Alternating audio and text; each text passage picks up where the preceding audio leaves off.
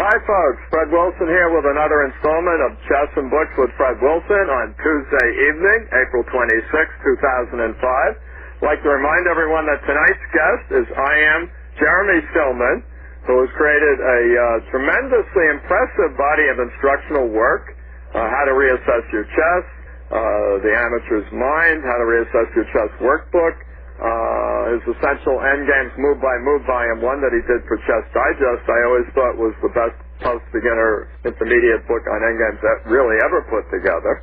And I gather he's working on a new Endgame book. He also co-authored the incredibly good, entertaining, must-buy-it, or at least get it somehow and read it, and probably should own it, Pal Benko, his Life, Games, and Compositions, the book of the year last year. Jeremy is also a well-known IM in the California area, has won or at least tied for first place the U.S. Open, American Open, and I think the World Open. So strong player and a well-known teacher out on the West Coast. Has taught hundreds of students, probably thousands of lessons. Slowed down a bit now that he's doing more writing. And he also has a really entertaining, interesting, and fully loaded with stuff for everybody website, JeremySilman.com, that I urge you to check out. It has more than chess. We'll ask him about how come there's a link to the astrologer who was a friend of his, I forget her name, I think it was Joyce Jillison, and who was, I believe, Mrs. Reagan's astrologer. And there's a link to her and her forecast and so forth. And there's other links, apparently, to movies and reviews of things out, movies and television reviews. There's a ton of book reviews on his site. Whether you agree with them or not, they're not only by Jeremy, but by John Donaldson and others. So you can find an opinion, usually an interesting, well-thought-out opinion about almost any book in the last decade. So, recommend you check out JeremySilman.com. There'll probably be something of interest to you, besides there's a lot of instructional material. Hi folks, Fred Wilson back with International Master Jeremy Silman. Jeremy, thanks for appearing on my show. It's a pleasure, though actually we have to thank Bogner for getting me to do it. Well, all right, thank you, Hal Bogner, for helping Jeremy to decide to talk to me and to come on my show. But I think, Jeremy, it's going to be a win-win for both of us. I've already told people about your fascinating website, JeremySilman.com, and that people ought to visit it. I mean, looking at it for book reviews, instruction, if they're interested in astrology, there's an interesting link in that regard, and a whole bunch of things on your site. They ought to check it out. So this may help you, and you being on my show helps me because you have built up a large following because you have an impressive body of instructional chess work that you've done. And you have a lot of people who really enjoyed your books, and to have a variety of questions about what's coming in the future from you. They want more. I got a lot of emails from people who have read your books, Jeremy, and they really want more. But let's start at the beginning, because people are always interested in what was your introduction to chess? I mean, how old were you when you learned? Who taught you? Were you immediately tactically strong like Joel Benjamin or Larry Christensen, or did you have to work at it, and so forth? No, I was actually kind of a no talent. I started at 12, and when you learn how to move the pieces at 12 nowadays, that's much too old if you're going to be professional. Of course, you can learn how to move the pieces at 70 or 80 and love the game and get pretty good, but as far as professionals go, you have grandmasters at 12. So, and I only learned the game because a kid at school set up the pieces. I didn't know what I was doing, and he laughed at me, so it was really a case of vengeance. I just swore that I had to get this guy. So that's the reason I played. Well, that's very interesting. Did you learn out of a book, or did someone actually teach you how the pieces moving? No, actually, I didn't look at books for quite a while, at least the first year. I just played a lot and kind of took it philosophically in that him and another guy were much better than me. They were like C players. And I just let them beat me game after game after game and laugh at me, but in reality I felt like I was stealing their knowledge. So the more they played me and the more they beat me, the more I was able to learn what they were doing. So I think it's really important for people to welcome games against stronger players and not get disillusioned if you lose a lot. That's normal for everyone at first. Absolutely, fully agree with you. I've told people this before, but I was hammered in nickel pots with Asa Hoffman and Bernard Zuckerman probably to the tune of $100 over a year or so in nickels.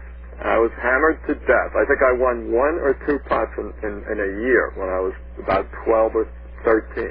And yes, Jeremy, that was the greatest instruction I could have gotten back around 1960. Well, games against Asa Hoffman is a real trial by fire, so I kind of pity you. But that was... No, but I see. You were strong enough to take the beatings, and I had the same feeling. I'm learning. They're not getting me with the same stuff. They're switching their own. No, there's no doubt about it. A lot of people get really upset when they lose, and it's the wrong attitude to take. I mean, part of you, if you're going to be successful, you have to hate losing, of course. I mean, if you want to be a punching bag, you shouldn't play chess. But at the same point, you have to realize that everybody has to go through this. You're always going to lose games for a long time. If you really want to get good at the game. So, by all means. Well, I, again, fully agree with that. What was your first book, and what were the books when you finally started to read and study? What were the books that you felt helped you and influenced you? Mainly at the beginning, I just looked at master games. And so I would get, like New York 1924 was one of my very first books. And with notes by Alpine. That's a real classic. And I just went through every game several times. And eventually, after a short time after that, maybe when I was 14, the Informants were kind of new at the time, and I started getting those just because they had lots and lots of games. And I would go through sometimes up to 500 games in a day.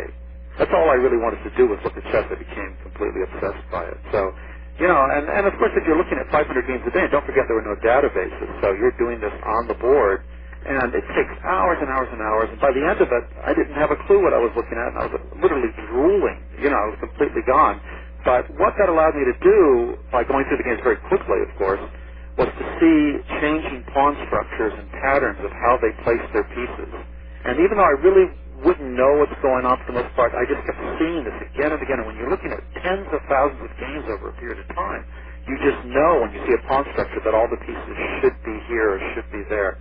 And that's really what all the great players, and I'm certainly not a great player, but all the great players did this, which is just looking at anywhere from, I would guess, 50,000 to 1,000,000 games, and just learning the patterns.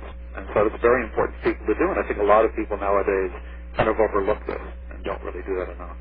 Well, God, you're echoing what I tell my students, especially the adults and the stronger children and adolescents. Learn to play over games and enjoy it. Don't worry so much about the annotations. If a game really, really grabs you, then go back and play it over with the notes. And ask yourself some questions about things that you didn't understand, why they didn't take the piece or why they didn't capture this point or something. Sure. It's also a great way to study openings, where you just get hundreds of games. You go into your database nowadays, you put up maybe 1,000 or even 5,000 games of the opening you're going to play. Maybe it's the Karl Connis Black. And just play through all the games. Doesn't matter who wins. And by the end of all those games, and you can do it very quickly, of course, you're just pressing, a button with your finger. You can go through a game in a few seconds. But you have a wonderful feel for the structures and where everything goes. Very useful way to study opening. Okay, well, this is interesting. Well, we're two experienced teachers. We're on the same page here. Were there any other books that really grabbed you when you were young? I mean, New York 24, I remember going through that. Probably not every game, but many of them. I certainly remember going through everything in Masters of the Chessboard. Well, I personally never went through Nimzovich the way a number of people have. Yeah, that was a picture. Everybody talks about my system, but the fact is my system is two things with my system. One is that the material in my system is covered in almost all books now. The basic ideas, strong points, and whatnot.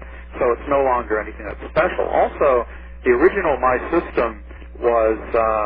kind of a funny book. There was tremendous humor, and he also attacked all his fellow grandmasters, so it was really pointed reading. And the translation lost all that, and they actually took out the attacks in future editions.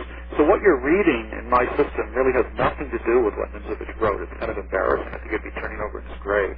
But I did read Chess Praxis, which I found very instructive, and I still recommend it. I think it's a better book, and I really like Chess Praxis a lot. I agree with you again. I think Chess Praxis is really his best game collection.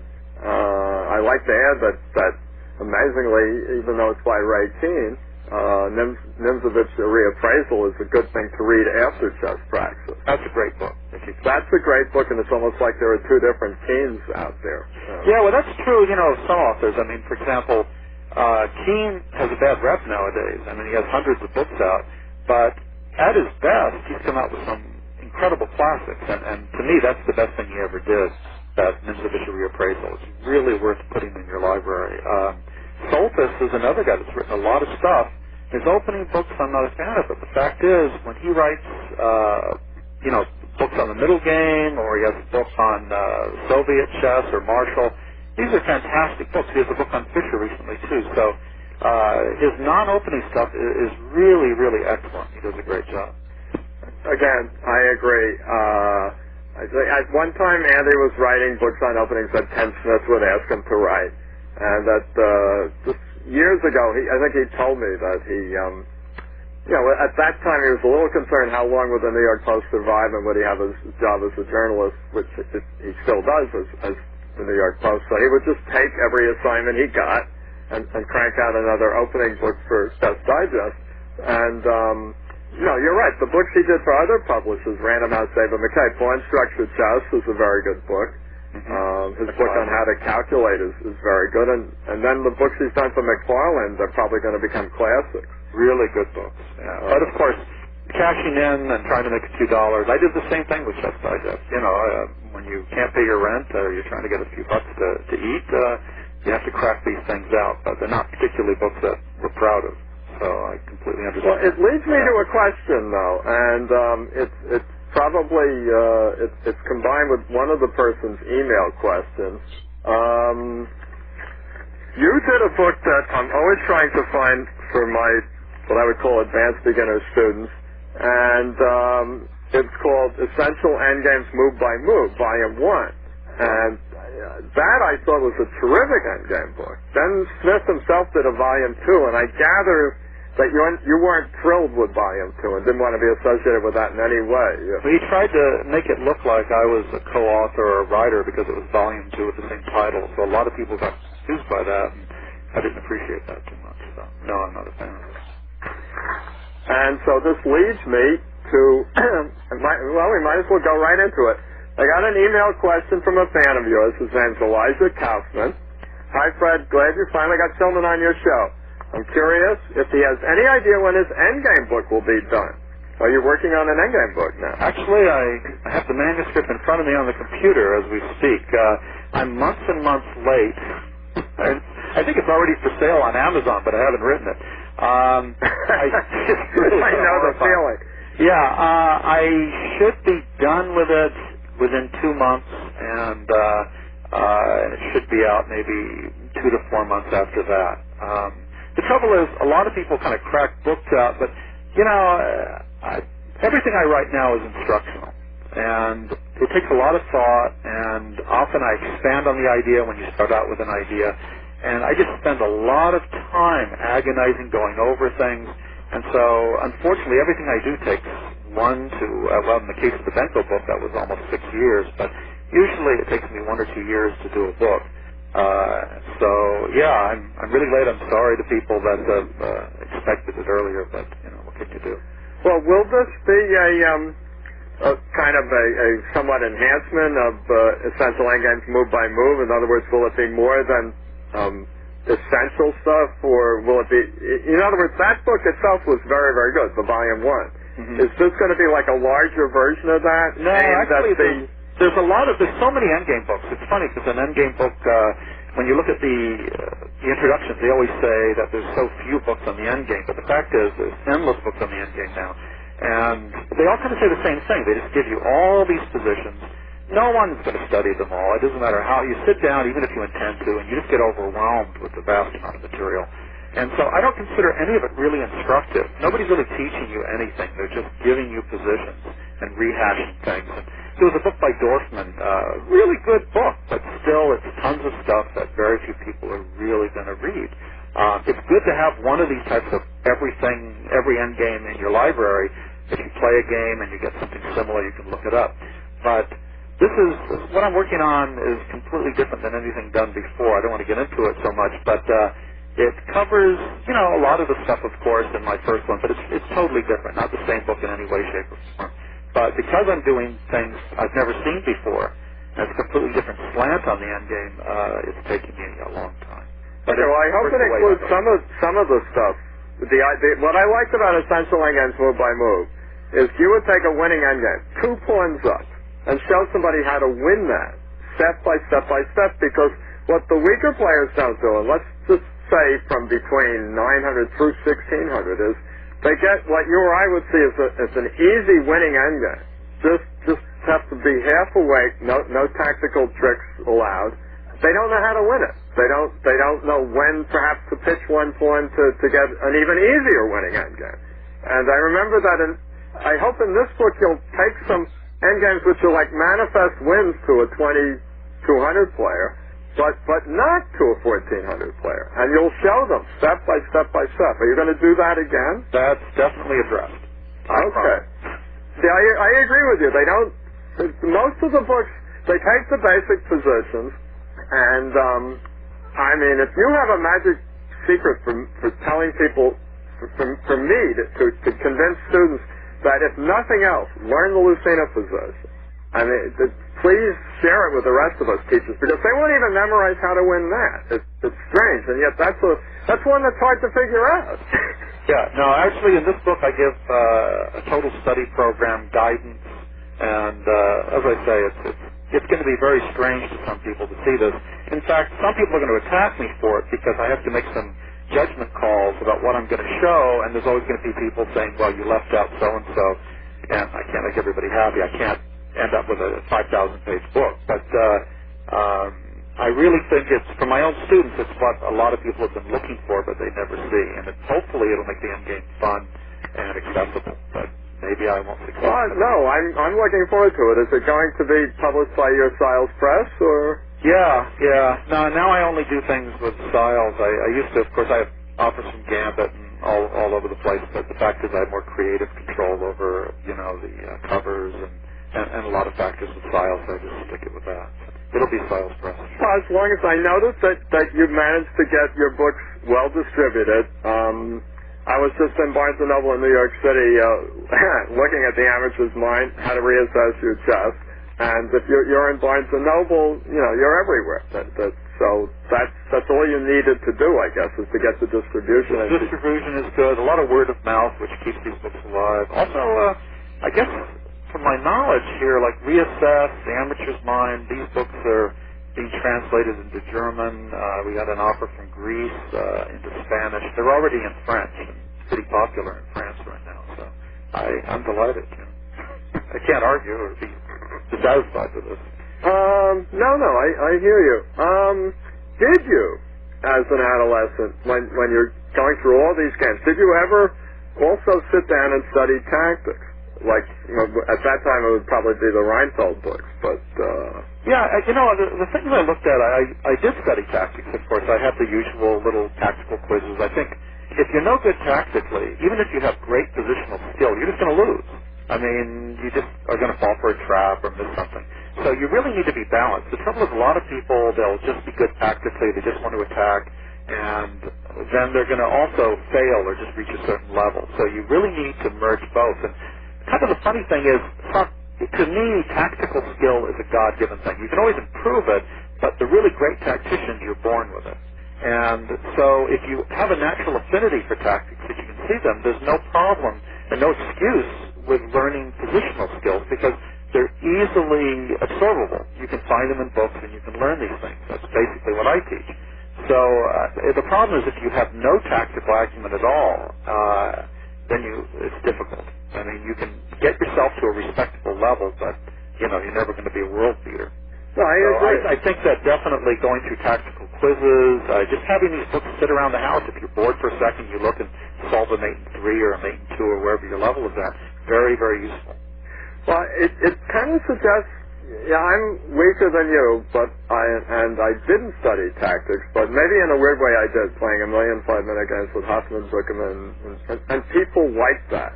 That has to improve your tactics playing all those games with Hoffman. So I took thousands of beatings from these guys, and Valvo, Larry Gilden, people like that. Mm-hmm.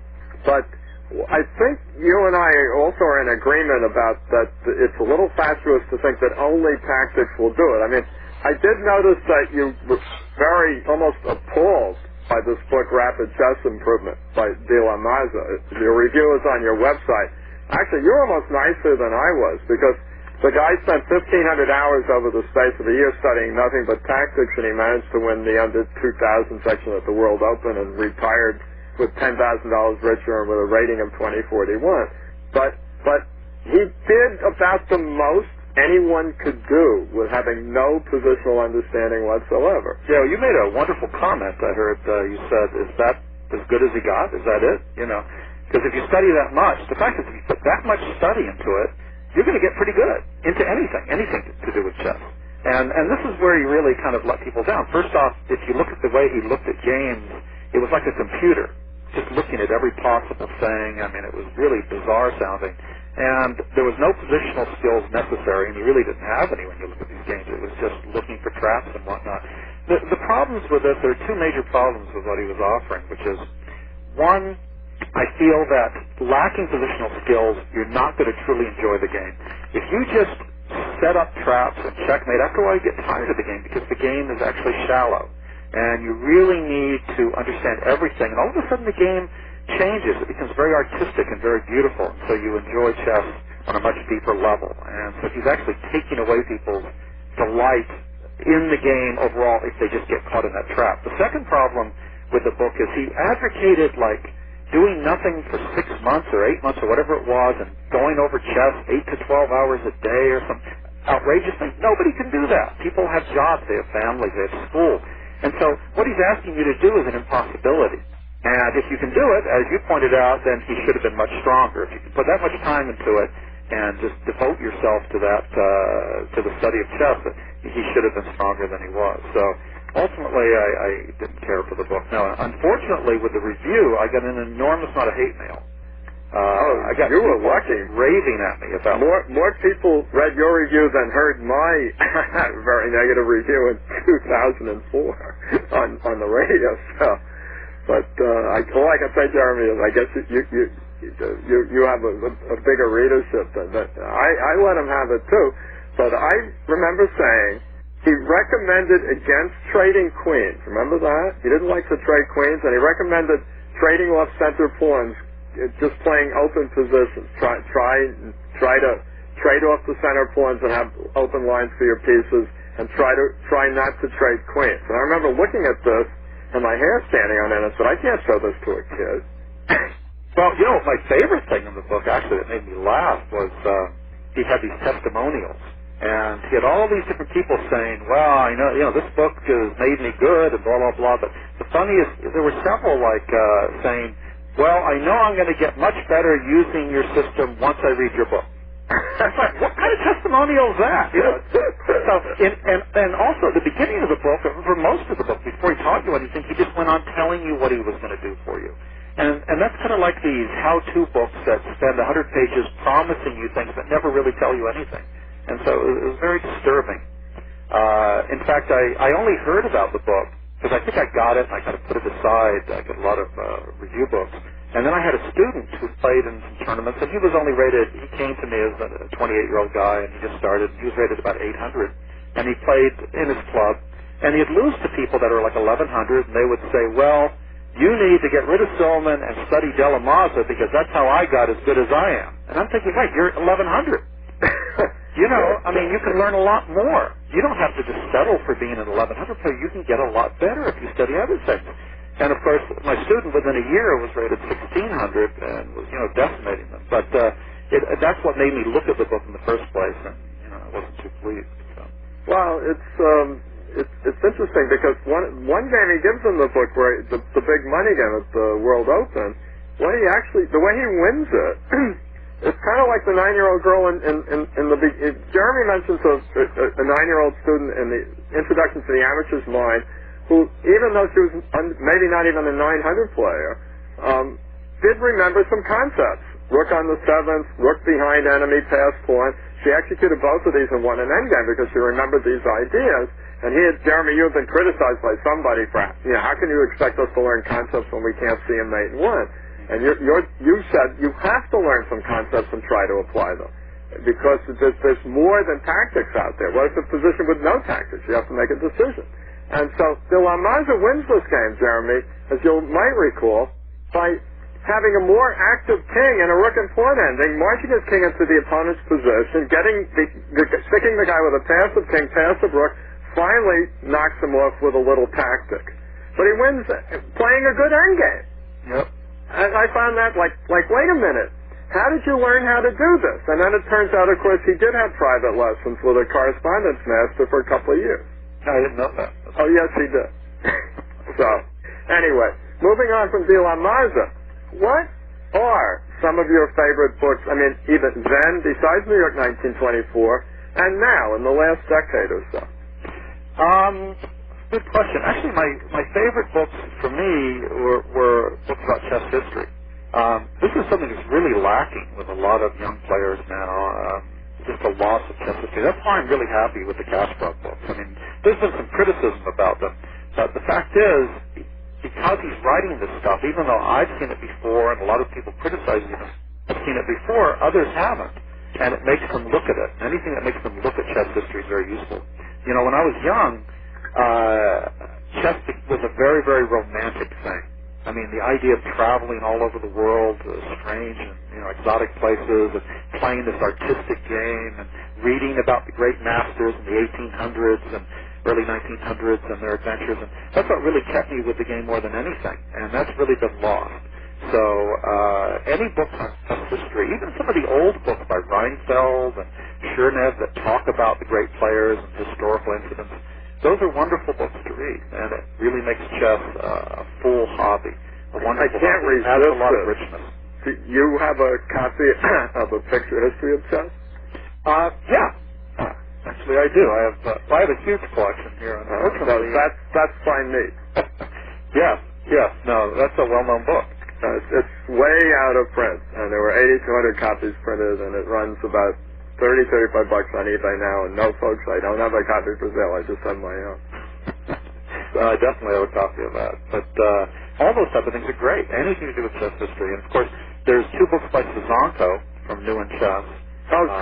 Those Russian silhouettes I love. Yeah, both those books are fantastic. It gives you a wonderful feel for these players. There's a new book out by Mikhail Marin, by, what's the name of that new publishing company? I think Agard has something to do with it. I have the book in the other room. But it's a book basically discussing some of the great players, giving endgames. But this book, I don't know if you've seen it.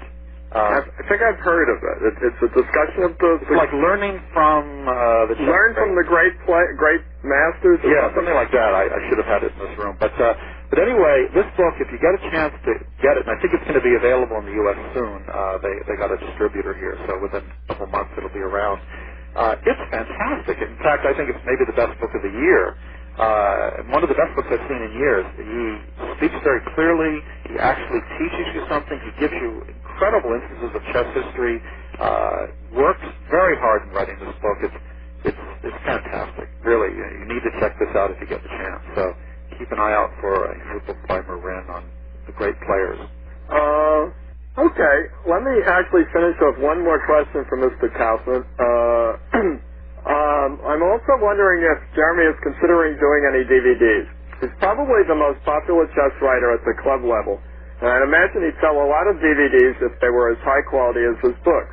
I don't know how well DVDs are selling, but they seem especially geared for the multitudes of readers like me, too unfocused to ever make it more than a few chapters deep into a chess book. Although I finished Silman's books. Thanks, Elijah Kaufman.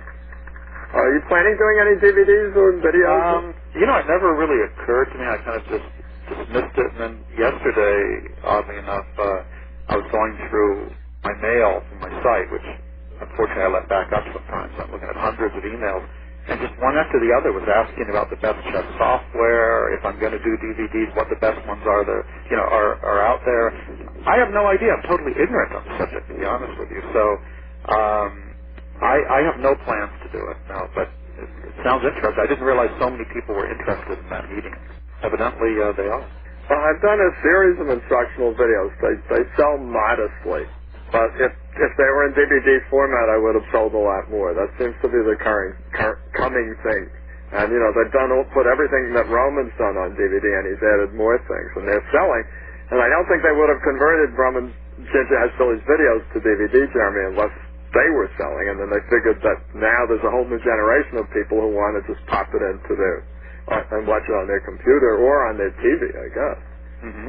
So I guess you and I will have to just spruce up and get ready to be photographed some more. You have a good voice for it, I will say that. Listen, I have an interesting email, Jeremy. Okay. From this guy's a friend of mine, his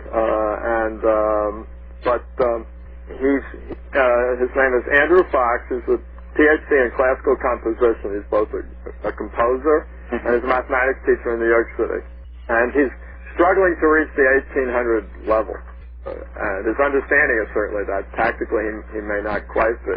And so he's smack dab in the middle, he's your target audience, Mr. Fox. I'm a fan of yours who owns Reassess Your Chess, the Reassess Your Chess workbook, your real Endgame book for Ken Smith, and the Amateur's Mind.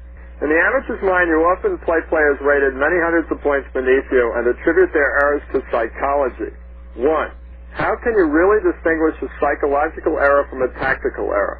For example, if a player doesn't spend enough time investigating a combination and misses it, that may look to you like a psychological error because you know what they could have found with a little more persistence. But with the faulty tactical intuition and limited information they had, it may have been correct not to spend too much time investigating a situation that appeared unpromising. So, you're going to force me to think? Yeah, they force me to think here. Effort. But I asked Andy to write a thoughtful email. It is thoughtful.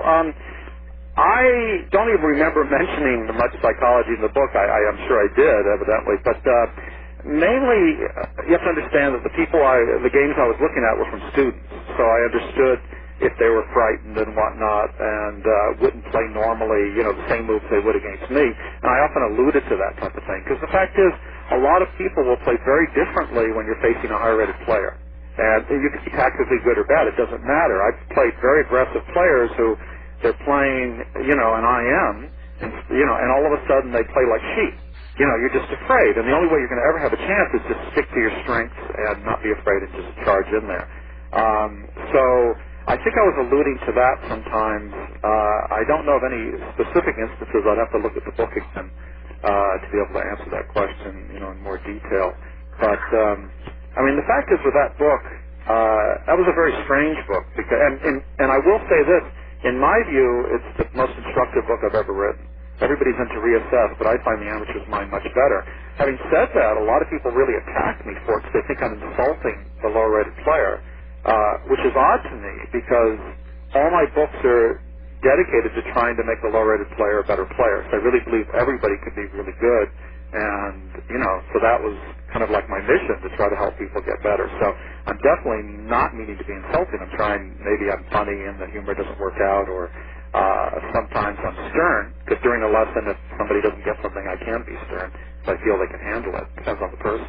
But definitely not my intention to attack anybody. But this book is very different because instead of just positions, I'm writing down people's thoughts, and it becomes very personal because when you're looking at the words of the students, you're saying, I would have thought the same thing. That's what I would have thought, and then all of a sudden I explain what's wrong with it. So instead of just a random position with analysis, very, very personal comments that hopefully, you'll identify with. So of all the things I've done, if you're like, I guess, 17, 15 below down to 1,000, that's a book I really recommend. I'm very proud of that book. Well, as I pointed out before you came on, I was just contrasting that it's 444 pages for 1995 on a large octavo, and boy, it's certainly worth the money in terms of amount of material at its retail price. I was contrasting it with all these British books coming out for 1995 with 150 pages, where the view seems to be and you evidently don't hold this view, that, well, we're not going to sell this out. We might have to dump half of them or sit on them for 5 years, so let's make the price real high. When you do 450 pages and price at $20 retail, that you expect to sell the book. And you're making the price attractive to people for the size of book you're getting. And I think since you own Styles Press, that you're making a conscious decision. You're taking a little bit of a gamble. Like, I think these are going to sell. I'm going to try and make the price reasonable and encourage them to buy it. Right? Well, that's true. I think the prices, and not only $19.95 now, you're getting 150-page books for $23.95, from England. And the trouble, too, is most of these books, they're opening books, they're dated after several months. I mean, there's a lot of wonderful opening books coming out, but still, they do get dated quickly, and you're not learning a lot. But with my books, I try to keep the price down because I really want people that are in a bookstore and looking for something that will actually improve them to have a chance of buying it. It's not making me a fortune if they buy it for $19.95, but I'm writing it so people will learn something. If they don't get the book, they're not going to learn anything. So I'm trying to make it accessible to them. And I know that a lot of chess players don't have a lot of money. And why would I want to charge something that's too much and outside of what they can afford? It doesn't sound right to me. So no, I just deliberately try to keep the price down. Even with the Benko book, though that's $45 and it sounds like a lot, you're talking 660 pages. So that's and it's hardcover, good binding, headbands and footbands. And that was the lowest. Again, it's large octavo was replaying the trade. So large, the size of a big novel. Yeah. And that tremendous amount of effort. But that type of book, I mean, it's funny because a lot of people think that chess writers, and you'll be able to agree with this, chess writers get rich. And not even Pandolfini. Yes, you just don't make a lot of money. For example, the Benko book, I took 6 years. If I end up making a dime an hour, for my work, I'm lucky. So that was really just a labor of love. I just really wanted to do a book about somebody's games in life the way I thought it should be. Because, there's so many different books about famous players' lives, and you look at them, it's basically some games, and then he said, then I played in a tournament, and then I played in another tournament, and it makes people seem like they don't have lives at all. And that just shouldn't be the case. I wanted to add, real-life situations. So the Benko book talks about him being tortured in camp during the war, escaping from the army, trying to escape, from his country, sexuality, moments of aggression with Fischer, and run-ins with Bobby and other famous players. And, you're adding personality and life to the game again. So I was just trying to make a point with that book, and definitely not going to make any profit per se at all with it. I never intended to. Well, hopefully it'll turn a small profit. I mean, it certainly deserves to. That was not the intention. No, I kind of understood that the moment I saw it. Yeah. It's like, oh, this is great, and it'll never make any money. How sad. Exactly. But I mean, it's almost Soltis's Soviet Chess, I think, is great. Very good book. And $45, and it'll never make him any serious money. Mm-hmm. Although, in both cases, I'll remind the both of you that down the road, paperback reprints are possible, plausible, in which case, then maybe some profit might be shown from that. Paperback reprint of a 600, or basically a 700-page book. Well, it can be done. The techniques are there. I know.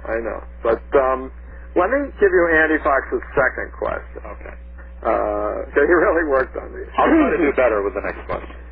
In an amateur psychology, excuse me, is an amateur psychology really inferior to a master's in a comparable situation, i.e. to Capablanca's right after he loses unexpectedly, or to some grandmasters when playing Fischer at his height? Conversely, we all know amateur players are extremely dangerous when on the ropes, just like masters, such as Lasker. Nicely he says, or Fred, because I won a lot of lost positions, Jeremy. And they don't give up easily. Doesn't that call into question whether the amateur's mind is really weaker psychologically? Doesn't the same range of responses appear? No, I don't agree with that. I think that the inexperienced player, the amateur player, isn't psychologically equivalent to, the professional. I mean, of course, the professional's problem is ego, in that, if he loses a game, it's funny because chess players that seem so sure of themselves, it's easy to break that down, and suddenly after they lose a game or do badly, they've lost a lot of their confidence. Even the really great players have that flaw. But that's true for everybody. But in other situations, for example, I find amateurs quite often, if they're in trouble, they'll just do a Hail Mary. And they'll just often either make their position much worse or just go for one last trick and then go down in flames. And an experienced player just hangs on like grim death and, never gives up. And it's very hard to beat him. They say if you get him in the opening somehow, then you have to beat him in the middle game, and finally you have to drag him down in the end game. It's very difficult. And so, inexperienced players don't have that type of toughness, and they're not going to be able to hang on, and they don't have the skills to do so either.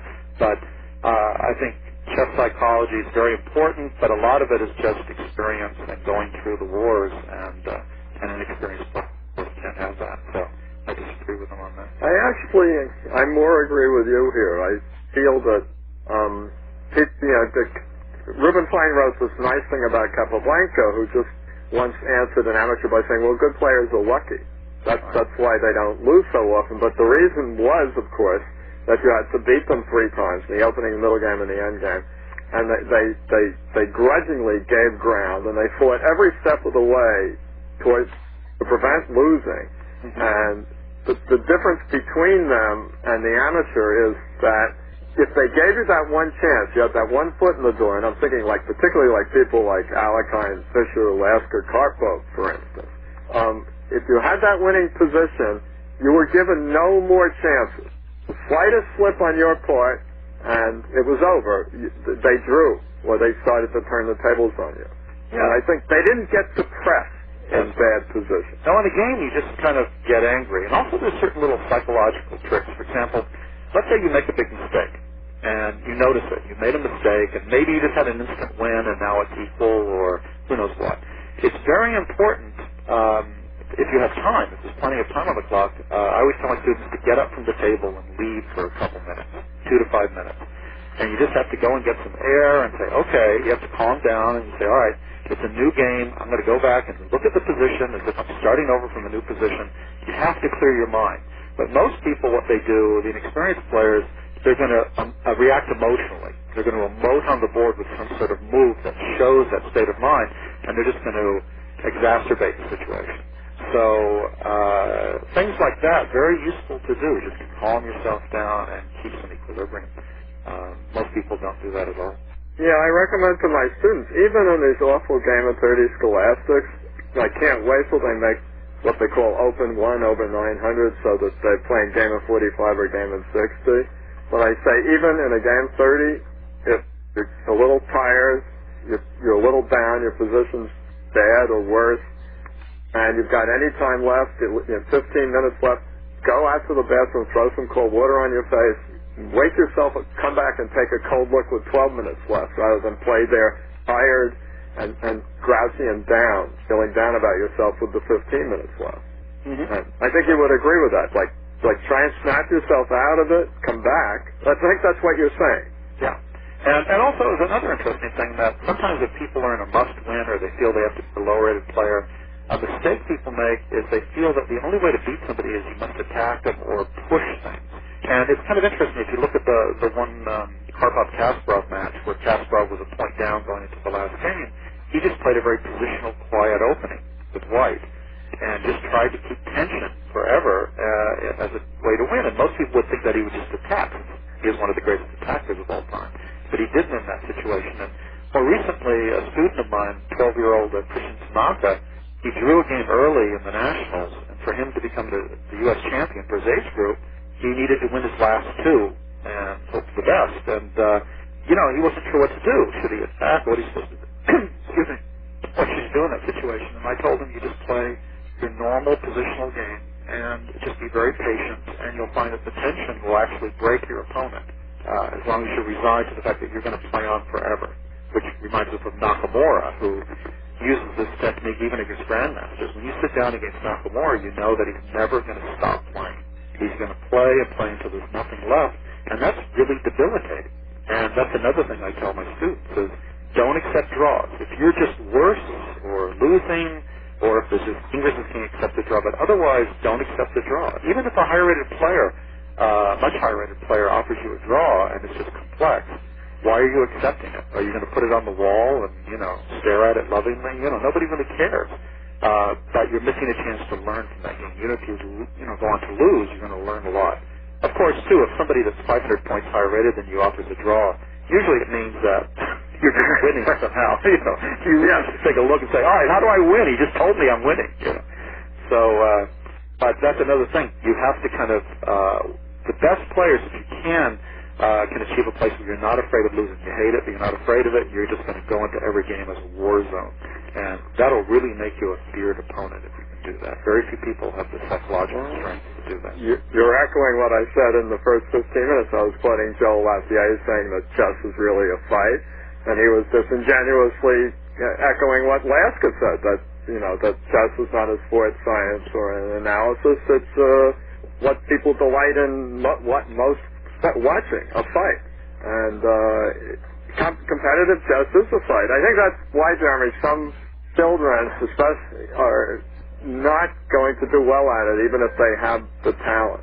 They find something distasteful about this one-to-one competition, and there's nothing wrong with that. They become a great brain surgeon anyway.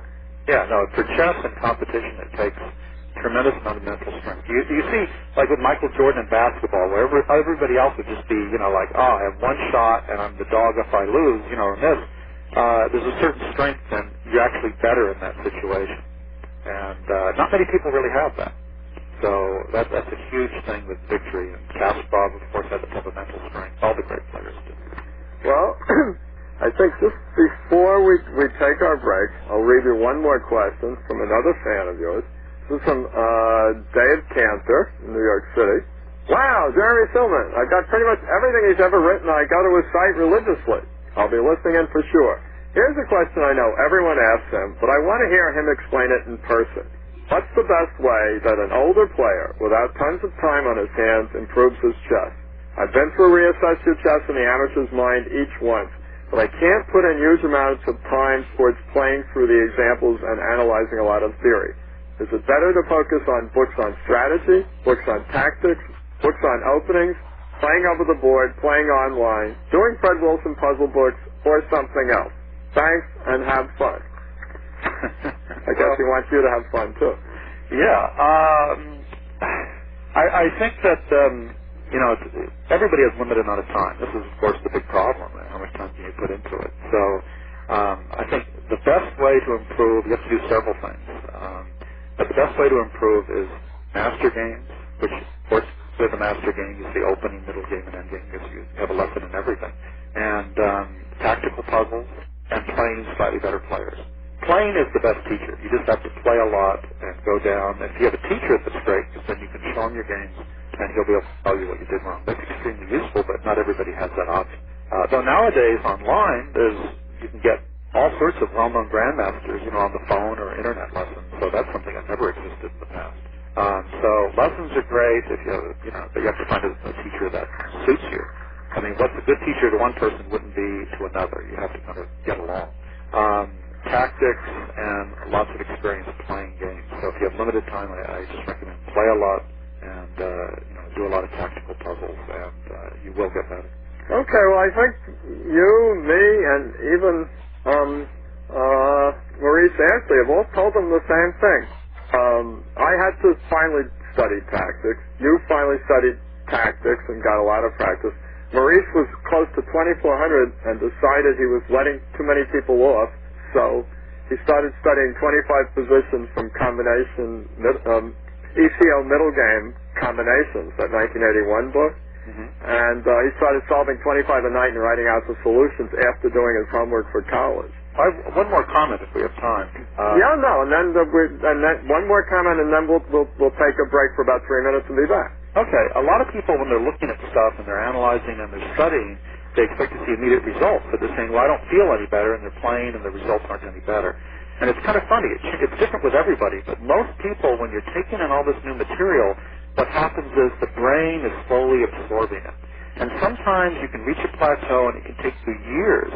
Other times it could be, a few weeks, and all of a sudden the guy gets much better. And in my own case, I got to about an 18 or low 1900 rating, and I just couldn't get any better. And I would just kind of overheat. Everything would become hazy. I'd get confused. And I was going to quit chess. I think I was about 15 years old, maybe 16. And I was going to quit. And I said, one more tournament. And I played in the tournament. First game was the usual confusion, but I won. And all of a sudden, it was like the dam burst. And I came in second in this major open, and I was playing master strength. So I kind of jumped from 1900 to master strength. It appeared overnight, but it wasn't. It was just in the middle of the night, the brain just says, it suddenly computes. It's like it's done.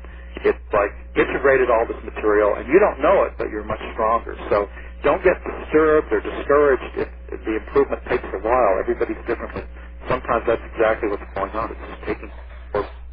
I think that's very well put. That's kind of... Maurice has kind of the same theory. We should all get together and talk. That you can reach a plateau and be absorbing new information. This is exactly what he said about 3 weeks ago. And it won't manifest itself for a while, but then suddenly this point will come where you'll know it. You're like, wow, you're seeing things you didn't used to see. But you know, when you've hit a plateau for a while and you continue to work, you are adding information that may not manifest itself in increased strength immediately. And that's what you basically just said. Mm-hmm. So Maurice should write a book together. Anyway, Jeremy, we're going to take a brief break for about 2-3 minutes. And people, if you want to email questions for Jeremy Silman, you may email questions for Jeremy via the ICC to the handle Tony Rook, and Tony Rook will start reading them in about 3 to 5 minutes for the remainder of our show. But we'll be back in about 2 or 3 minutes. Bye-bye. Hi, folks. Fred Wilson back with Jeremy Silman. And Jeremy, before I turn it over to Tony for questions, people can still send questions for Jeremy Silman to the handle Tony Rook via the ICC. Jeremy, 2 different people asked me the same question. One, Andre Harding, former manager of the Manhattan, the Marshall Chess Club, and a New York City chess teacher. He liked your articles in Chess Life. He thought they were the best thing in Chess Life. And he wants to know why you stopped writing for Chess Life, and that he had heard you even no longer are a member of USCF. That's true. Back when I was writing those articles, there was a administration with Raymond and some others, and I was extremely displeased by what they were doing. I thought they were lunatics, and I was disgusted by their actions. And the USCF was very fair to me. They were paying me well for the articles, but money isn't everything, and I didn't think that it was right to give material to an organization that I felt so strongly opposed to. So I pulled away. So they didn't send me away. I pulled away from it. Since that time, I'm not a member because I've totally retired. I don't play. Chess Life has kind of really fallen by the wayside. I mean, in the old days, I have some annuals here, like the original Chess Lives from, like, I have these annuals 60, 61, 62. I mean, those old magazines were fantastic. All the way up to the early 70s. They were incredible magazines, including Chess Review. And it's really degenerated. And so there was, I was just getting the magazine and tossing it out, so there was just no reason to be a member. So that's why I'm not a member anymore. Well, we hope may be returning. Glenn Peterson is going to assume the editorship again, but he recently suffered an illness, and he's recuperating. But when Glenn did a good job, if you remember the early 90s, they had some pretty those were when you were writing for them. That's right. And Glenn had a ton of material to balance, and there was a lot of stuff in there, and he used a great deal of common sense. And if Glenn comes back, Jeremy, I think you would give it another look-see, wouldn't you? Well, the problem is now, of course, my website takes up a tremendous amount of time, because, if you go to my site, it's all free, and there's probably 2,000 to 3,000 pages of free articles by Benjamin and Christensen and Tim Taylor and myself, and also more book reviews than anywhere else in the world. So that just takes up a lot of time, and when I'm not doing that, of course, I have, my writing duties here. So I'm a little overwhelmed, and so I wouldn't be able to do it if I wanted to. Well, I meant just to read the magazine if Glenn becomes Well, no, definitely. If it's improved, I have no idea. I haven't seen it in so long. It might be fantastic now. I don't know. I haven't seen it. wouldn't say it was fantastic. I think the last year was better than the year before. They had two different editors. Now Glenn's supposed to come back when he recovers. And I think then you should give it a shot because he had a lot of experience from trying to judge what material belonged in there and getting good people to write articles about tournaments and stuff. But you're right, it did this area right. I think it'll pick up again. I would assume that like myself, that when your issue of New in Chess arrives in the mail, you're really happy that day. That's the best chess magazine of all time. I can't top that, and I fully agree. Tony, do you have some good questions for Jeremy Silman? We do. We've got a number of really good questions, so let's read down some of these. We got a question from New York in the United States of America from Cogito or Gersom, who writes in and asks, how quickly did Jeremy Silman go through each of the games in his books? How much time did he spend on each move of the game before moving on to the next move? Good question. Well, obviously, if I'm going through 500 games in a day, which I didn't always do, but I did it fairly often, we're talking sometimes 60 seconds for a game. If the game's short, it would be 30 seconds. You know, and nowadays, with databases, you can just crack them out at warp speed. So again, I'm not really even paying attention to any kind of particulars. I'm just letting the structures and the piece placements wash over me. So again, you see, you have a queen's gambit, and you see, you know, the bishop goes here, the pawn structure goes there, the rooks go like this, and you see it again when you see another gambit, and again, and this goes on with every different type of game. So it's a quick process. Now, the other way you can study, which I highly recommend too, is you can get like a book of annotated games, and you play through the first 10 games quickly, and then you just cover it up and try to guess your hero's moves. Let's say you're looking at Alekine's games or something. So you try to guess his move. Write down. You figure out what the move is. You write down your analysis in words, also verbally, why you think the move in position, you know, what's going on in the position, why you think the move is correct, and then you see what was played. And don't look at the notes. So you just make the right move, look at the response, and do it again right through the end of the game. That's very labor-intensive, but when you go over the game and the notes afterwards, it really helps a lot. But not everybody has the time or the energy for something like that. But just going over a game right away, very quickly, is always useful too.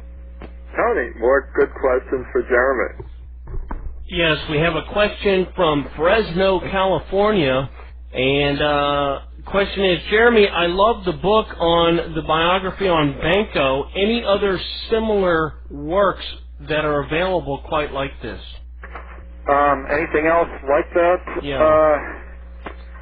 I don't know. They came out with a book, Forrester came out with a book on Byrne, but it's completely different. The Byrne book, he's just taking stories from the time and putting in the games, and it doesn't seem to really cover a lot of personal things in his life that would grab my attention, but on the other hand, I love it because I love any kind of historical book. Hilbert has some great books out. There's a lot of books like this that cover the information, but it's always somehow, in some way, doesn't quite inspire me. I don't really know the man as deeply as I'd like, so I haven't seen anything else quite like the book on Banco. But maybe other people really don't want that type of information to come out about themselves, so I don't know. The Byrne book is strange, Jeremy, because it's more than you want to know about Byrne. You learn a lot about the period, I guess, 1880 to 1910 or 1915 or so.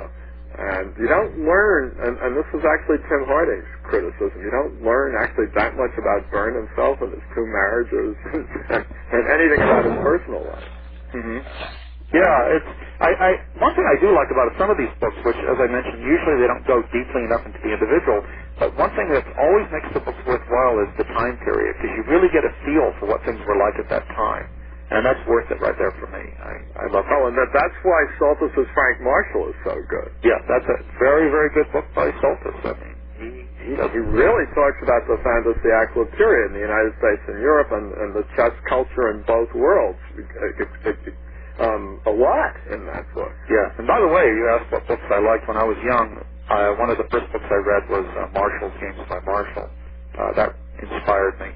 Not the style so much. I mean, it's always nice to see that type of thing, but it was just it seemed just he loved what he was doing. I really kind of tapped into, just the energy of the book and the fact that chess was completely his life, and I loved that. So that was a book that I really enjoyed a lot. And that's still available for very little. I agree. It's a wonderful book. You have to understand it's kind of an as told to. Like Fred Reinfeldt really put it together and wrote it. Right. So I heard later that Reinfeldt really wrote it, but I just a lot of the notes and observations come from Frank, and Soltis I think discovered scraps of paper at the Marshall, which Marshall kind of, in his sort of broken English, Marshall did not have a great command as a writer himself. Some of the lines made it into the book, but the whole thing was really organized and to a large extent annotated by Reinfeldt, doing some of the work with Marshall himself. But, the whole manuscript was handed in.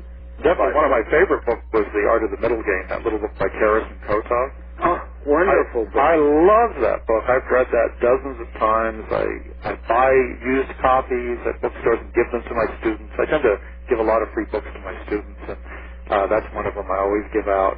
In a way, the chapter that's best in that book is the book on how to defend, and that really helped me because he shows all these great players getting lost positions and how they're just hanging on, and often they even win them or draw them, one or the other, but, they come back, and that really kind of inspired me not to give up and hang tough. The only problem with the book is there's an incredible section on adjournments, and to me, adjournments were one of the great arts of chess, and that book, went over by Paul Karras more than any other book ever written. And now, of course, it's a lost art. There are no adjournments, and I find that very sad. Actually, chess has lost something with the loss of adjournment. I wonder if that will always be true. I mean, can you imagine somebody holding a tournament? I mean, the sponsor has his or her money, and they can do what they want with it. And having an adjournment after an hour or 90 minutes, and having it played out in the evening. If you don't like playing 10 hours in one day, don't show up at the tournament with our $50,000 first prize. And you can point out, Jeremy, well, Fritz can do a lot in 90 minutes, but can a great player really assess it all? And in other words, how much can you remember, and how much do you have to understand anyway? And by the way, do you believe everything the computer tells you? I mean, one of the things I remember Karras wrote in that thing about adjournments is, in one game he's playing against an English player. First he tried the kind of easy winning attempt, and if the guy didn't fall for it, then he was going to go into this humongous amount of analysis, which probably leads to a win. And of course, remember, Jeremy, the guy fell into the first attempt, which he could have. If the guy doesn't, he resets the position and then goes for the real winning attempt. And that's the kind of thing that the computer can't teach you to do. Yeah, the fact is the computers, everybody thinks that the computer's word is law, but they make all sorts of mistakes and misjudgments, and it really takes a certain skilled person to be able to lead them by the nose in many types of positions. As for the endgames, you have I was looking at table base the other day, and, they have immediately show a position that says mate in 38 or something like that. Oddly enough, I remember I was playing a blitz game against Fritz. I didn't even know it had it in its database, and I went to a queen and pawn ending, queen and pawn versus queen. I'm a pawn up, and all of a sudden it lit up, and it said, I have a forced mate in 88. And I'm like, what? I couldn't even understand what was going on. And then I made some move, and then it said, now I have a mate in 92. So I had actually worsened my position. And it's very depressing. On the other hand, sometimes these table-based programs, it tells you that there's a forced win or forced mate in 230. And sometimes I wonder if the computers are joking with us because, no one can prove it. It doesn't have to move to make no sense to a human being at all. And you'd have to kind of wonder if they're like these carbon-based life forms will believe anything they're told. They're just laughing away. So, and of course, if you have an adjournment and it shows you some crazy forced win, you're not going to be able to figure it out. It doesn't mean anything to people. Well, I think, I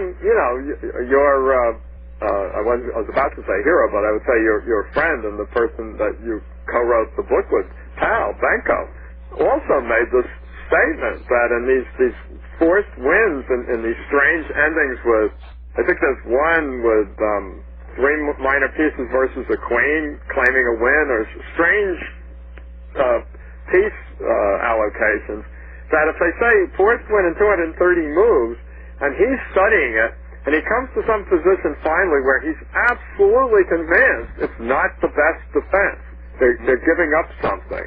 And then he says, how can I prove it? And the point you just made, how can we prove that they're giving the best defensive moves? I have serious doubts sometimes, I'll say that.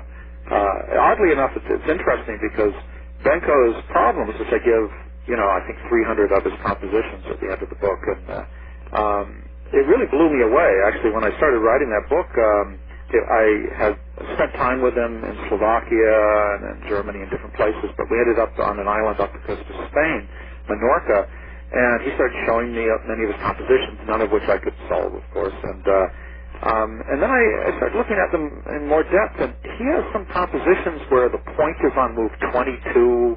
I mean, they're literally insoluble, and I know, like, John Nunn is considered maybe the best problem solver in the world, and now he doesn't even bother trying to solve them half the time. I think he just looks, because basically nobody can solve a really tough Benko problem. But they're gorgeous. Some of these things are just stunning on the eye. So well worth just looking at those if you have the time. Do you guys, I hate to say this, still fret them to be sure that there's not some The computers can't solve them at all. Really? Yeah, no, they're not even close. The computers don't have a clue about the vast majority of I mean, of course, the mates in 2, mates in 1, the little things, the letter problems that are just eye candy and nothing special. But the endgame problems, the really in-depth problems of his, the computer doesn't have a chance. In fact, John Nunn took one of his problems and spent like 3 months trying to solve it. This is the best problem in the world, problem solver, and he couldn't get close. So the really tough ones, computers, you can put it on, for weeks at a time. It's not going to figure it out. Interesting. Does Tao, like a lot of these great composers, work backwards? Like it comes up with like some very, very peculiar winning idea that's like very, very, very obscure. And then work backwards from that and get a position where to end up at this would seem so unlikely. You never know what you were aiming for. I don't know. Actually, it's confusing. I can't understand how any human can create this problem. I mean, some of them are so deep and so crazy, so beautiful that I don't understand how it's possible to create them. So that was one of the reasons, too, that I wrote the book, and also just about his life. I mean, some of the things that went on. But I remember in relation to how he created one problem, I remember a specific helpmate problem that he gave to Petrosian and Stein, all these grandmasters, and nobody could solve it. And it was only like 4 or 5 moves deep, so you'd think they'd be able to solve it. Nobody could. But it was funny because he was actually in California for a while staying with Gross, and he was trying to figure this problem out and somehow make it work, and he couldn't. And then in those days, of course, sex, drugs, and rock and roll, and Gross came and offered him a joint, and he didn't even know what it was. He took a few puffs, and he's stoned out of his mind, and he's kind of freaking out, but all of a sudden he solved, he created this chess problem in a, totally stoned state. And so it kind of makes me feel that perhaps you can only solve it if you're stoned too. So that could be why Petrosian and these others weren't able to come close. Okay, folks, this is not an endorsement. This is an unusual way to try and be creative in jazz compositions.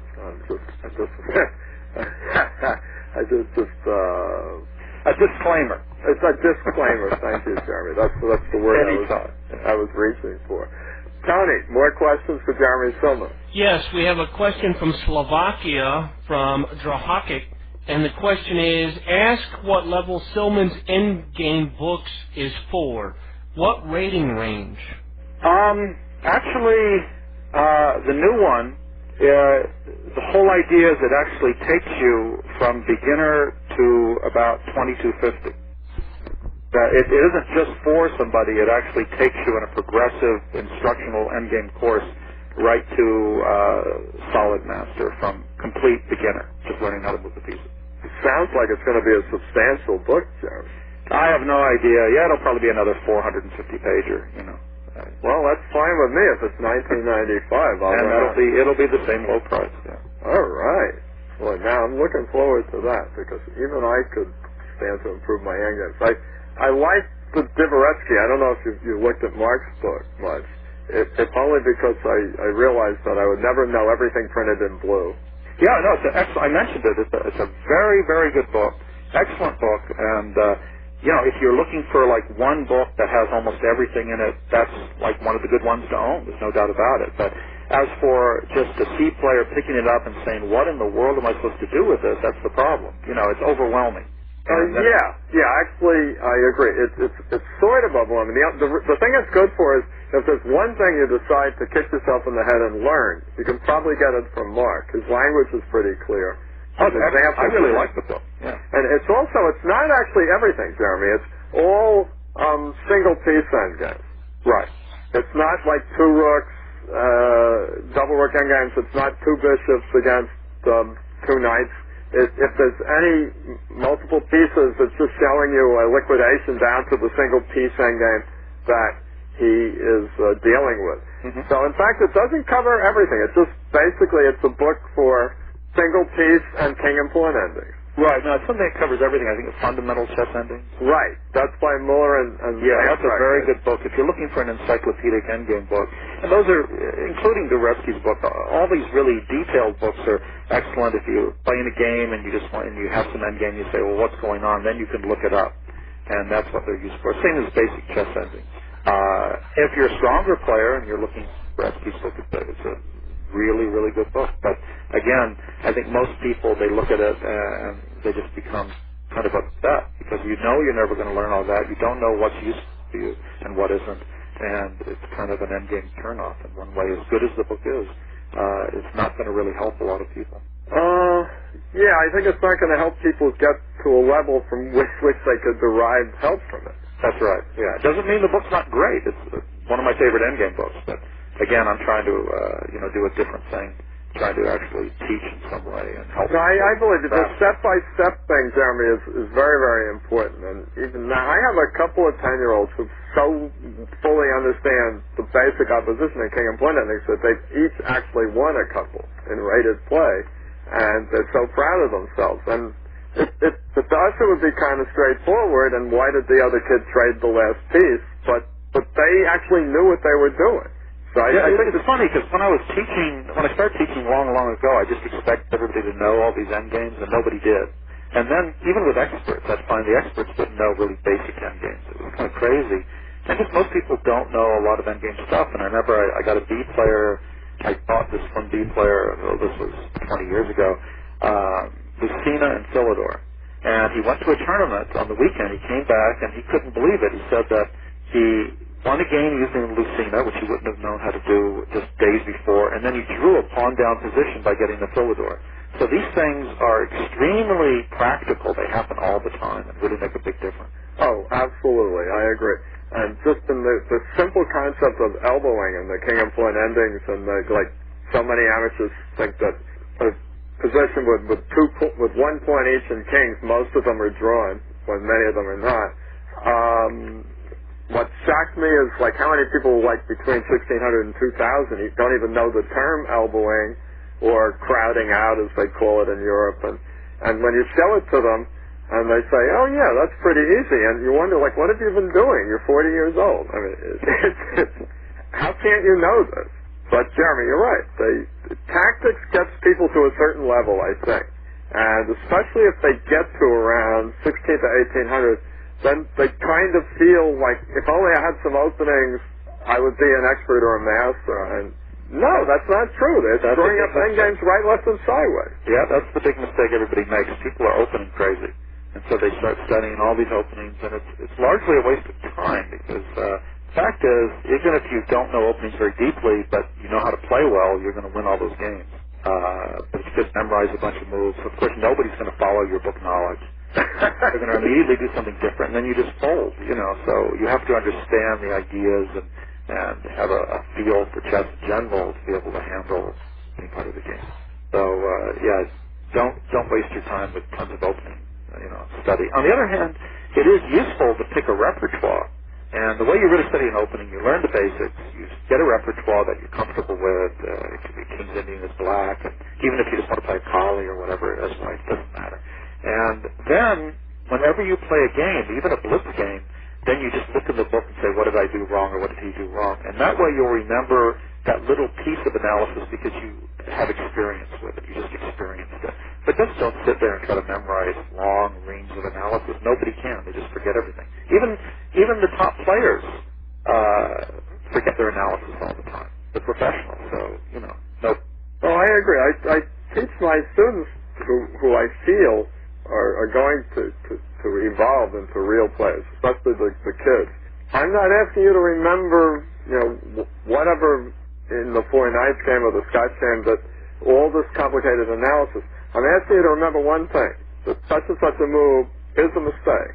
And then you can refigure out at the board, like, oh yeah, that's a mistake. Why? Okay, well now you can figure it out at the board. You can remember a few things, right, Jeremy? But you don't have to remember the next 7 moves. You can find them again. Mm-hmm. I mean, it just helps if you have a clue that, that's true. But again, when I was living in England, everybody was opening crazy. Here, people were studying away, doing the open. Not necessary. So, well, something strange happened a couple of days ago. Maybe you're aware, maybe not. But Nakamura, at the Zuckerman tournament in, I think, Norway, decided seriously. He had the white pieces against the Fischer, the top Indian player after Anand. yes, that's true. And the opening went E4, E5. Nakamura was white, and he played Queen H5. Right, I saw this game. That was a shock to see. And I can't decide if in some way it's trying to show some contempt for your opponent at that level. It's got to be. Because he's fighting for first place in the tournament. And in another peculiar way, I think it was wasting a white. Well, but of course, I mean, he equalized. He was okay. He stacked I thought he got like a clear advantage at one point. They claim, I haven't seen the game, they claim he had nothing at about move 35. He compromised his position and sacked the pawn for a little play which wasn't dangerous, and then he was just a pawn down. And it took 87 moves, and he was finally put away by the Indians. Yeah, my impression of the game, and I just glanced at it, I just went through it quickly, so I haven't looked at it the second time, but I thought that, it was not a whole lot in the opening, but he ended up with the better game, and he rushed things on the H file, the guy defended well, and finally he didn't have anything, it was just a draw, and, you can make a draw whenever he wants. There was never a problem making a draw. It was mindlessly easy. But his strength is also his weakness. He just refused to draw. And he played on and kept trying to keep it complex. And in the end, he just tossed the pawn away. I mean, it was an insane thing to do. I couldn't even understand what he was trying for. And he basically committed suicide in the game, which cost him first place. But on the other hand, he wins games like that, too. Oh, we know. We know he wins that. Yeah, that's how he wins. Is he perhaps saying, at least with white, if in the time allowed, you can't quite find a way to knock out one of his opponent's favorite defenses, and you can kind of predict what people are going to play these days, that you can do almost anything and try and take them out of theory and then just try and play chess, and that with the shorter time controls, a guy like Nakamura will just say, give me a complex middle game that's dead even and I'll beat you. Exactly. Just keeps grinding you down until you just fold. And he does that from inferior positions, too. Sometimes he'll play for a win from a slightly worse position. Doesn't affect him at all. So it's really nice to see. Nobody else right now does that in the world in the top ranks. And I've turned into a fan of Nakamura. He's an impressive player. He's kind of the natural, unnatural, natural evolution from Bobby. I mean, Bobby played like that. He didn't play Queen H5. Huh? He said, I think he say something like he says he's like Fischer except he's not insane, something like that. Well, I mean, I assume he's not insane. But Fischer would tell you he's not insane too, so you never know. Speaking of Fischer, when you were in Budapest and working with Pal, did you run into Bobby at all? I know. Maybe you'll talk a couple of minutes about Fischer, and then we'll let it go. I almost feel like talking about him in the past tense. But. Well, I originally got in touch with Fischer in L.A. when he was living here. I got him together with a friend of mine, some Hollywood person, and Fischer would go by. He'd never meet me because he always said my name sounded too Jewish, mainly because I am Jewish. But it was very strange because my friend was a little appalled. Fischer tried to take him to kind of like a skinhead, bookstore, and He would always rave about the Jews. At the same point, when he would bring food over, he'd always go to a Jewish deli and bring food from a Jewish deli. So it's kind of insane. It doesn't make any sense. I mean, the guy wasn't all there. And also, even though this guy became very good friends with Bobby, he would always make sure that my friend would drop him off, like half a mile from where he lived, and then Fischer would hide behind cars and hide behind trees and always worried that you're going to follow him and see where he lives. So he was gone even then. When I went to Budapest, it was arranged that I was going to have dinner with Benko and Fischer because, Benko was kind of like Fischer's father figure. And unfortunately, the day of the dinner, Fischer's comment, what was it? He says, well, we're ready to meet you for dinner. And Bob said, what? That dirty Jew? So that ended our dinner. On the other hand, I don't have any problem with it. I mean, I don't feel the guy's all there. In fact, at some point, I got an email from him where he accused me of being one of 5 people in charge of the world in the Illuminati whose goal is to destroy Fischer. So, the guy is completely cracked. And it's, people that want to put him away or do something, it doesn't make sense because then you should also put away all the street people. I mean, I drive here in L.A. and there are people living on their benches, they're waving their fists at you and raving. Sometimes they'll jump in my car if I forget to lock the door, you just have to kind of push them out. And, what are you going to do? You're not going to, imprison and torture all these poor individuals. And Fischer is not well. Of course, he gets very angry. He screamed at me about calling him not well in the past. But he's not well, and you have to have some compassion. So he doesn't know what he's saying, and I don't have any hard feelings towards him. I hope he lives his life peacefully in Iceland. I was delighted to see him safely getting to Iceland. So that's all for Fischer. Well, I think that's enough for Fischer. I think, again, it's almost like the past tense. I still love the games, but as my friend the late Victor Frias once said, you don't have to invite someone into your home for dinner to admire their chess. Mm-hmm. Tony, more questions for Jeremy Silman? Yes, we have a question from Southern California. The question is from guest 1615 on the ICC. Question is, Jeremy, you mentioned you used to play over 500 master games a day. 500? Is that an exaggeration? 500 per day in a 16-hour day is more than 31 games an hour. That's a game every 2 minutes. Surely you didn't go through games that quickly. Actually, there were instances where I'd empty an informant in one day, yeah, but I mean, the reason I could do that is I had no life. I mean, I was, a little fat kid who had no friends, and I would just stay at home and often skip school. I skipped school 2 to 3 times a week, and I'd get up and I'd dream chess, immediately, open my informant and just power through games. As I said, sometimes 30 seconds to a minute for a game. Geez, you were a little fat, lonely kid too. So was I. But I didn't become an IM. I should have done what you did instead of playing Hoffman and Zuckerman, all those blitz games. There's lots of games, and I don't recommend it. You don't need to go through that many. That shows that there's a real problem. But the point is, go through a lot. As many as you can. You can go through. Nowadays, with a database, you can easily zip through 50 or 100 games very quickly. Oh, yeah, absolutely you can. Sometimes I wonder if because we're not physically moving the pieces that we get a little sloppy. I don't know. I Jeremy, like to look at it. I prefer an hour in the morning over my coffee looking at several games, magazine, book, whatever. But new in chess makes me happy for a week. Mm-hmm. But you can read that forever, yeah. And then the annuals come in, and it's hard for me to read books. I mean, unless it's Benko or say something, or an opening I play. But I still like to see positions in front of me.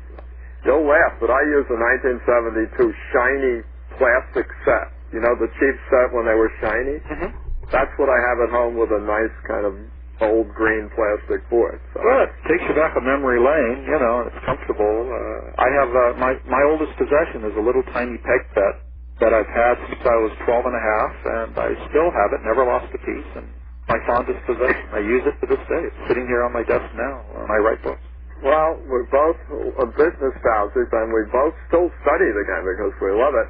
I said at the outset of the show that one question I got from this book, Interview with a Grandmaster by Aaron and Claire Summerscale, which I haven't used with my guests, and I intend to begin with you, Jeremy, is what is your favorite game of all time that you personally think is the greatest game ever played, or the game which impressed you the most, and also what is the best game you think you ever played? I can say oi too. I'm Jewish, and Fischer called Pandolfini a secret Jew, and so all three of us can say oi. It's difficult to have a favorite game. I'm going to be honest with you. I mean, it depends on so many factors. Sometimes, like in Fischer's 60 memorable games, I mean, they may not have been the best games he played, but they meant something to him. And often a game that had, you had a certain experience with, it meant something special. It might not even have been a very well-played game, but it's the game that sticks in your mind best. So right now I'm feeling kind of brain dead. I can't think of any favorite game of mine. I guess I really enjoyed my game against Fermium and Lone Pine. I won a nice game. Simple positional game against Grandmaster Biasis. There's lots of games, but no, I can't think of a clear favorite. On my site, I actually have a couple articles that cover those questions better than I can right now, actually. I have a thing about stylistic progression. It's a free, 30-page article that I wrote on how your style has to change if you want to improve. And that covers, a large amount of my favorite games. So you can see a lot of my, my own experiences in that article. As for the best game ever played, definitely not the Fischer game that everybody quotes. I mean, it's a beautiful tactical game, but it depends again. If you're going to pick maybe the most exciting tactical game, you have this Kasparov-Topalov game, which was, just amazing. That was chosen by 4 of the 9 Grandmasters I interviewed. Yeah, it was an incredible game, but I tend to go for positional games. I like just really fine, deep, rich positional games. But I couldn't put any one above the other. I'd probably have an enormous list if I really thought about it. But which is why I'm a big fan of Petrosian's games, for example. I love Petrosian's games. So I'm not going to be able to answer either question. I'm sorry, but well, no, you kind of answered. I mean, I would have been unable to answer the question, but recently if somebody just said, absolutely come up with not the greatest game ever played, the game that you enjoyed looking at the most times, every time you looked at it, it's just yes, I'd like to play a game like this, and I played half as good a game.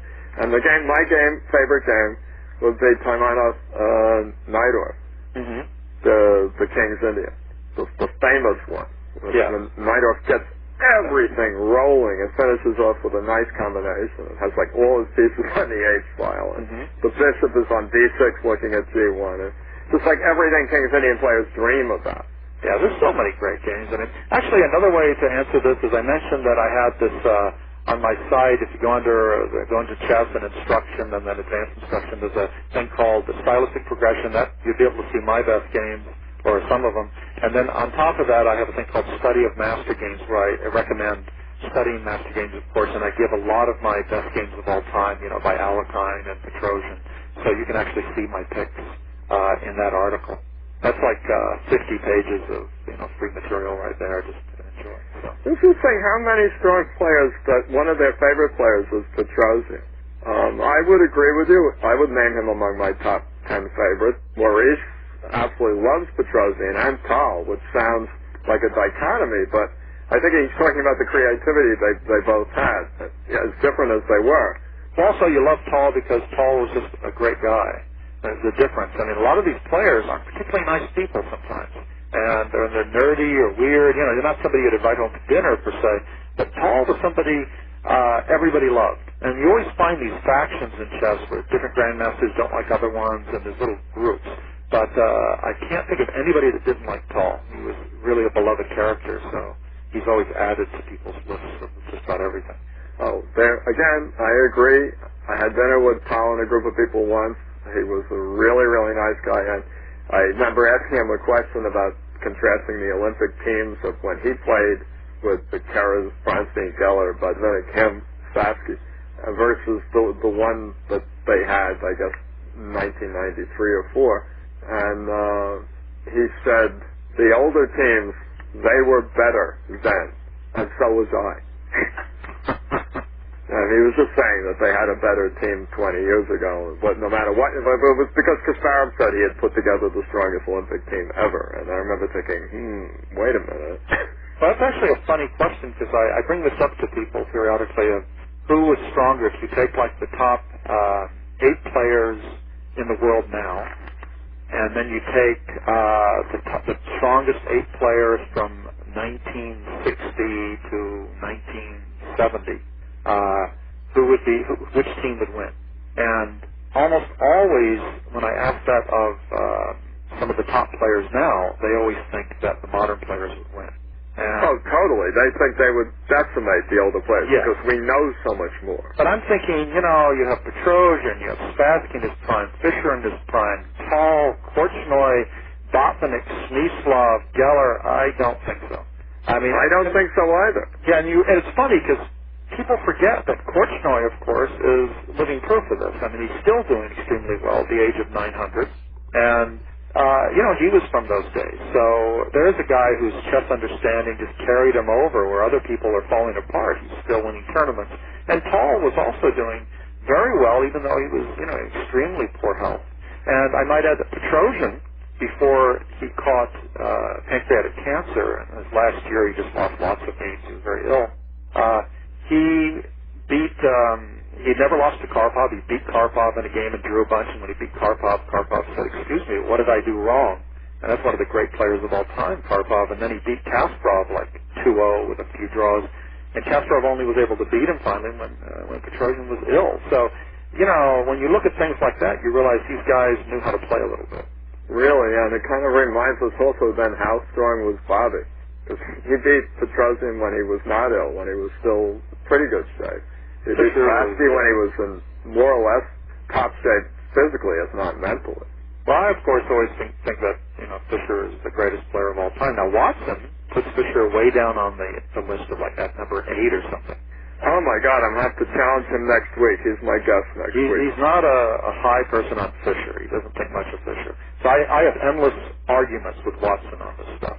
We should have a 3-way show sometime. Oh, great. You have 2 guys yelling at each other, We'll keep that private. As long as you take turns yelling and there's no vulgarities for my kids to hear, the ones that are staying up late to listen, that would be fine with me. I can't rank Fischer 8. It's either 1 or 2 in my book.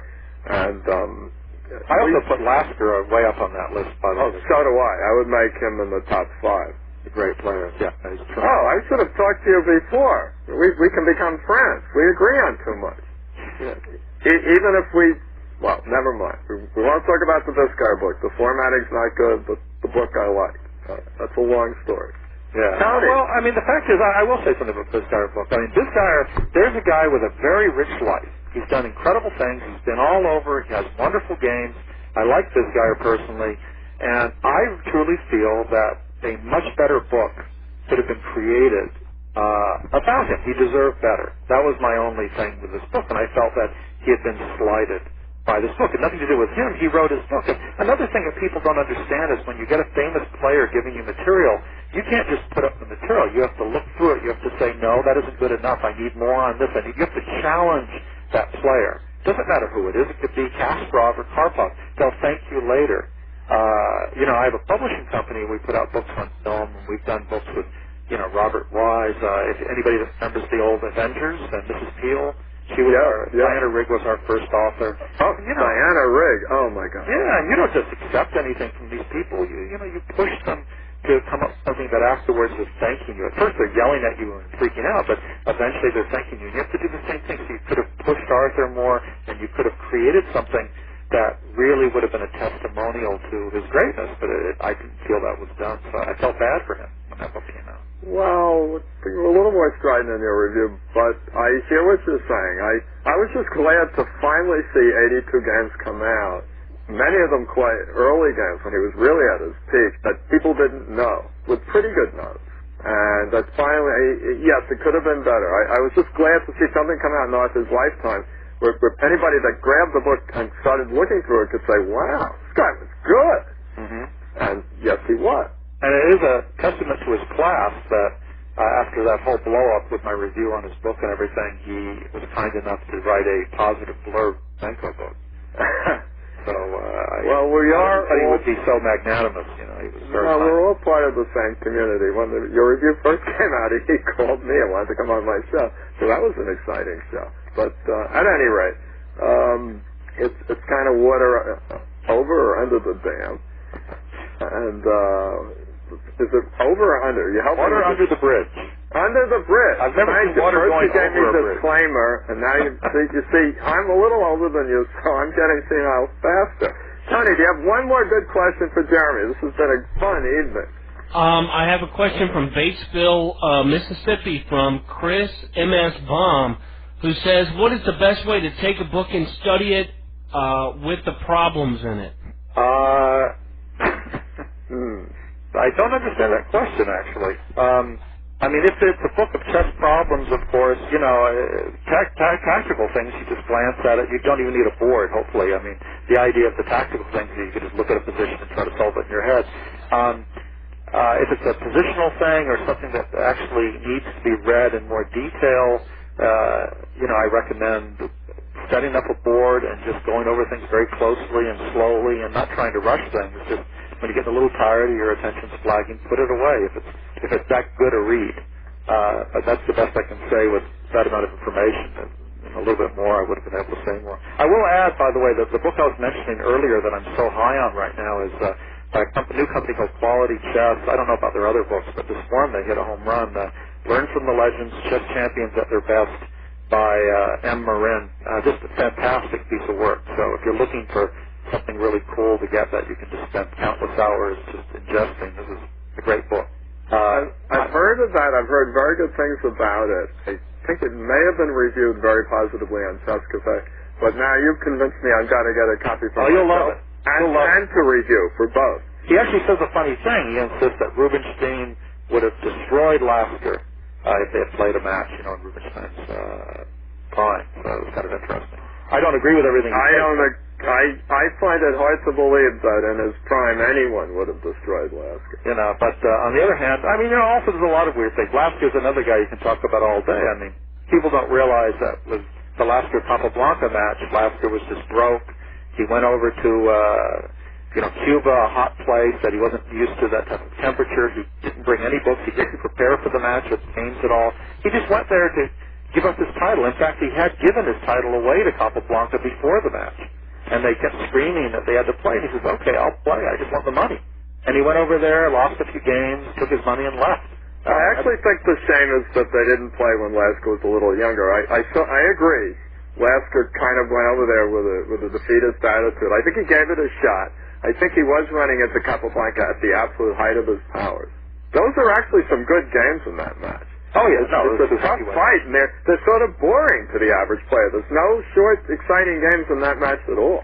But it was interesting to see, you know, how Lasker came back like in 1924 in New York, and just showed how strong a player this guy is. He's quite a remarkable player, and I've never seen a really great book on Lasker.